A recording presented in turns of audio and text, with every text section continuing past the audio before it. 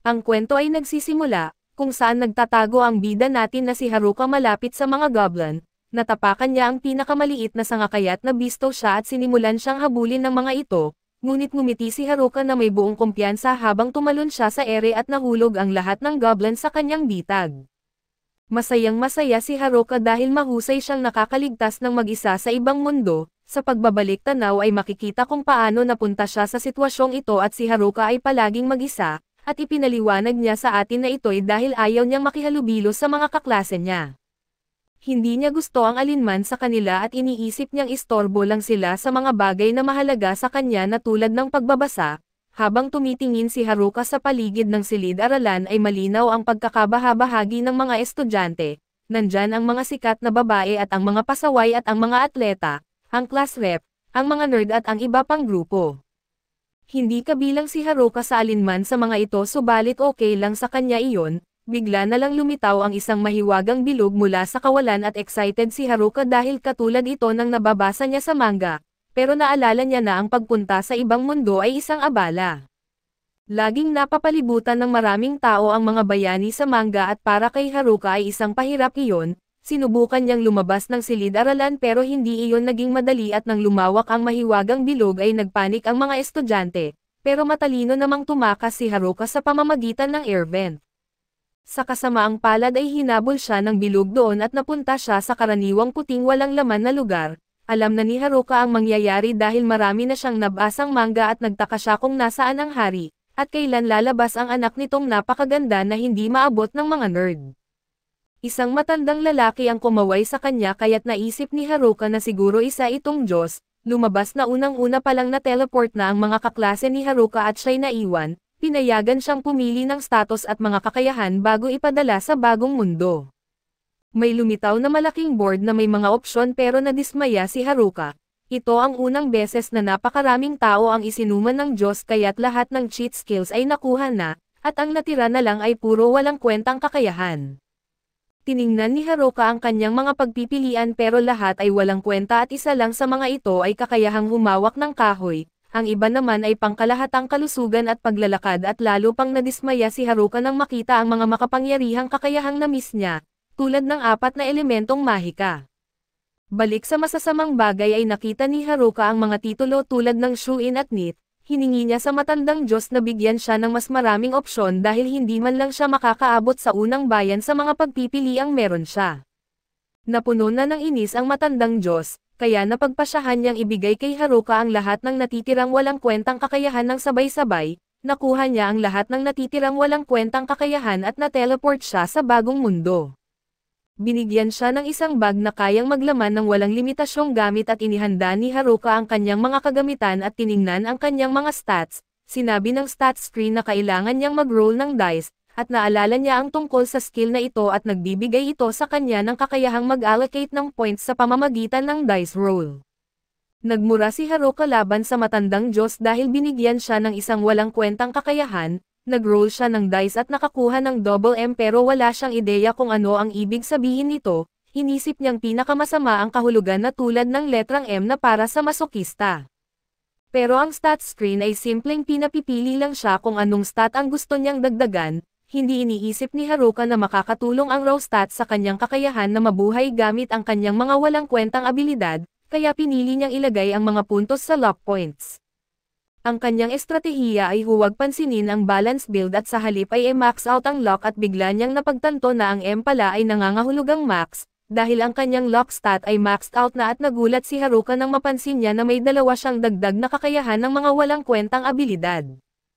Iniisip niyang ito ay dahil siya'y nasaman ng mag-isa at ang titulong loner ay nangangahulugang siya ang nag-iisang tao na walang kaibigan at hindi maaaring makipag-party sa iba. Ang kanyang servitude skill ay nagbibigay sa kanya ng kakayahang mag-utos sa iba, at ibinigay ito dahil sa kanyang loner status. Medyo astig iyon pero ibig sabihin din nito na kailangan niyang kalimutan ang pangarap niyang magkaroon ng harem. Nagtataka si Haruka kung nasaan na ang mga kaklase niya, pero wala namang halaga iyon dahil hindi rin siya pwedeng makipag-party sa kanila. Nagpasya si Haruka na simulan na lang ang kanyang paglalakbay at gusto niyang magsimula sa paghahanap ng base o lugar kung saan siya titira. Medyo mahirap makita ang paligid sa gubat kaya't nag-aalala si Haruka na baka may monster na biglang lumitaw. Nagtataka siya kung may kakayahan ba siyang pwedeng maging kapaki-pakinabang, pero ang naaalala lang niya ay ang skill na nagbibigay daan sa kanya na makaidlip at sinubukan ni Haruka isuot ang contact lenses na nasa kanyang bag, at nalaman niyang sobrang kapaki-pakinabang ito. Nakikita niya ang maraming karagdagang bagay at nadiskubre na may appraisal skill siya. Dahil dito ay nakahanap si Haruka ng isang nakakain na kabute na nagpapalabas ng mga latent abilities at dahil walang limitasyon ang kanyang bag, kinuha niya ang marami sa mga ito at humingi siya ng paumanhin sa bag dahil inisip niyang walang kwenta ito dati.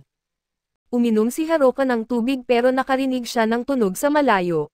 Ang tunog na ito ang nagdala sa kanya sa isang kuweba at nagdasal siya na sana walang monster doon. Ang bag ni Haruka ay may kasamang mga gamit pang camping kaya't napagpasyahan niyang gawing base ang kuweba.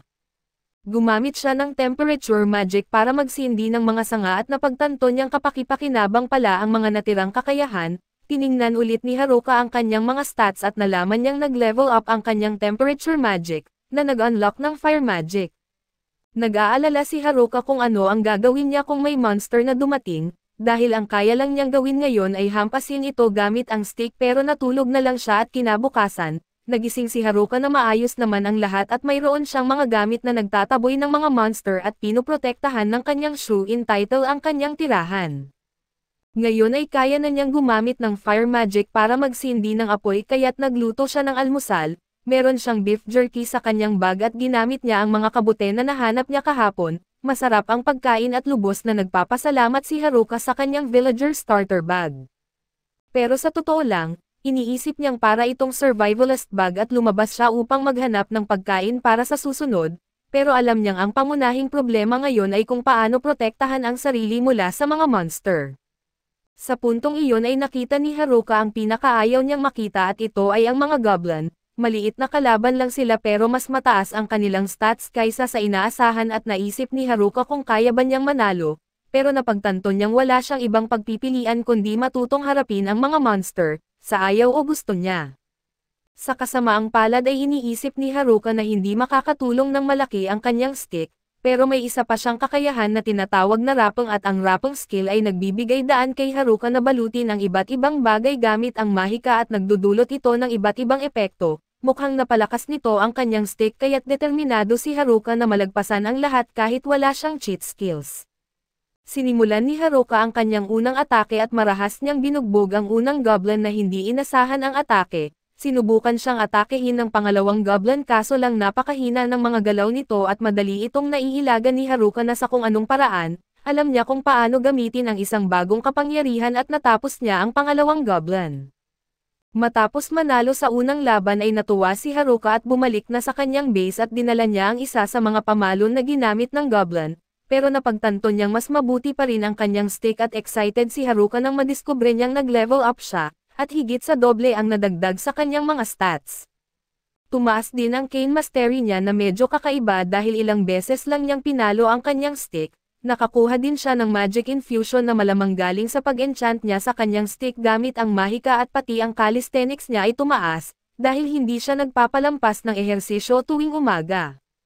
Bagamat na overreact si Haruka sa pagiging mayabang, dahil 2 araw pa lang siya sa bagong mundo at sa kalaunan ay nagsawa na si Haruka sa pagkain ng kabute at mas gusto niya sanang kumain ng karne, pero alam niyang papagalitin siya ng class rep kung magrereklamo siya.